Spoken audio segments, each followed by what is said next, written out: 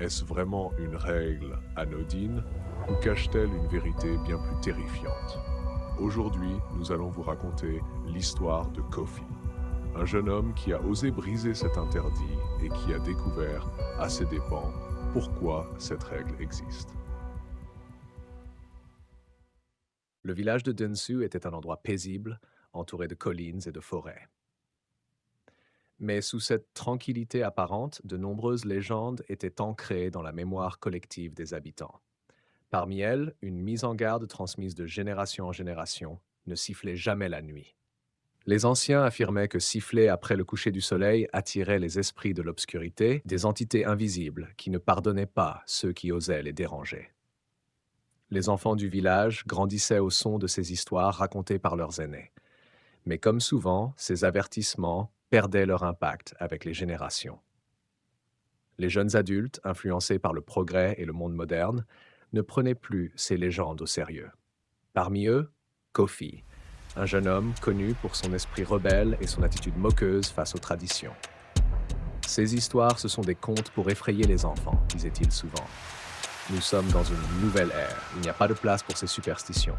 Mais ce que Kofi ignorait, c'est que certaines règles, aussi absurdes qu'elles puissent paraître, existent pour une raison qu'il allait bientôt découvrir. L'interdiction de siffler la nuit. Vous croyez vraiment à ces bêtises? Lança-t-il en riant. Je vais vous prouver que ce ne sont que des histoires. Les autres, visiblement mal à l'aise, tentèrent de le dissuader. Kofi, ne fais pas ça, murmura une jeune fille.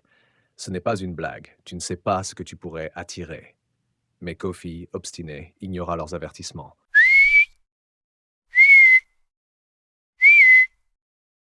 Au début, rien ne se passa. Le groupe se détendit, certains riant nerveusement, d'autres lançant des regards méfiants autour d'eux. Mais au bout de quelques instants, un changement imperceptible se produisit. Le vent qui soufflait doucement s'arrêta brusquement.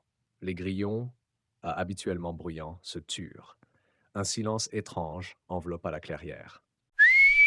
C'était quoi ça? Chuchota l'un des jeunes, les yeux écarquillés. Le sifflement se répéta. Cette fois plus fort, plus clair et surtout plus proche.